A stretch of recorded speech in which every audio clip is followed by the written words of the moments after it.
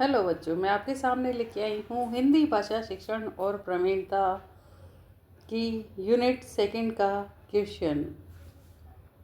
उच्चतर माध्यमिक स्तर पर हिंदी शिक्षण के लक्ष्य बताइए। आंसर स्टार्ट करते हैं। उच्चतर माध्यमिक स्तर पर हिंदी शिक्षण के लक्ष्य। उच्चतर माध्यमिक स्तर पर विद्यार्थियों को मातृभाषा के साहित्य एवं शब्द भंडार से पर्याप्त रूप से परिचय प्राप्त हो चुका होता है।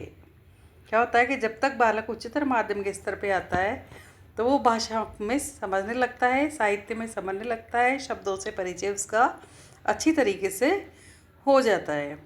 वे साहित्य की विभिन्न विधाओं के बारे में प्रचुर जानकारी प्राप्त कर लेते हैं। उन्हें भाषा के चारों कौशल प्रयोग में लाने का पर्याप्त अवसर प्राप्त हो चुका होता है। उन्हें शब्दों, मुहावरों, लोकोक्तियों, सूक्तियों के यथोचित प्रयोग का अभ्यास भी प्राप्त हो चुका होता है। वे भाषा को सुन, समझ, लिख और बोलकर व्याकरण सम्मत स्वतंत्र चिंतन के लिए प्रोत्साहित करना चाहिए। व्याकरण सम्मत रूप से भाषा प्रयोग की योग्यताएं प्राप्त कर लेते हैं और इस स्तर पर आकर विद्यार्थियों को स्वतंत्र चिंतन के लिए प्रोत्साहित करना चाहिए। जब बालक चारों कौशल यानी कि सुनना, समझना, लिखना, बोलना, है ना, पढ़ना, सब में समझने लग जाते हैं तो उनको क्या कहना चाहिए कि उनको स्वतंत्र चिंतन के लिए प्रोत्साहित करना चाहिए। इसके अतिरिक्त उनमें रचनात्मकता का उच्च स्तर निर्मित करने के प्रयास किए जाने चाहिए।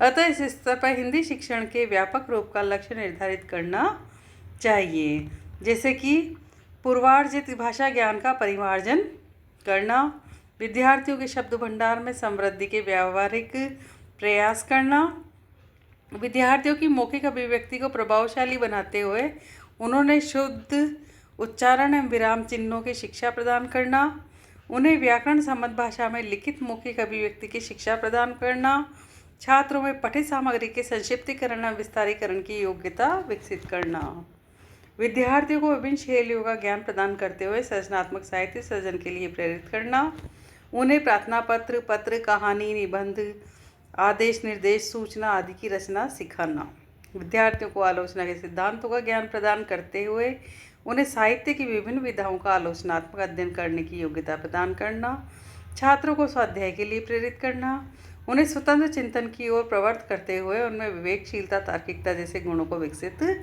करना, छात्रों में उच्च भावों को विकसित करना, अनुवाद कार्य की शिक्षा देकर विद्यार्थियों के भाषा ज्ञान को विस्तृत करना, साहित्य के रसास्वादन के लिए उन्हें विभिन्न विधाओं में वर्णित विषय वस्तु की सामाजिक पृष्ठभूमि का परिचय देना, विद्यार्थियों को काव्य रचना के लिए छंद, अलंकार एवं रस का ज्ञान प्रदान करना, विद्यार्थियों को विद्यालय एवं उससे बाहर किए जाने वाले साहित्यिक आयोजनों में सम्मिलित होने के लिए प्रेरित प्रोत्साहित करना, विद्यार्थियों को पाठ्य पुस्तकों के अतिरिक्त अन्य साहित्यिक रचनाओं को पढ़ने के लिए प्रेरित करना और विभिन्न भाषाओं की कृतियों के अध्ययन द्वारा उनमें व्यापक दृष्टिकोण विकसित करना तथा उनमें समीक्षात्मक दृष्टि का विकास करना। तो मुझे उम्मीद है आपको इस क्वेश्चन से काफ़ी सहायता मिली होगी। अन्य क्वेश्चन लेके आपके सामने फिर आएंगे। तब तक के लिए हमारे चैनल को लाइक, शेयर, सब्सक्राइब करें।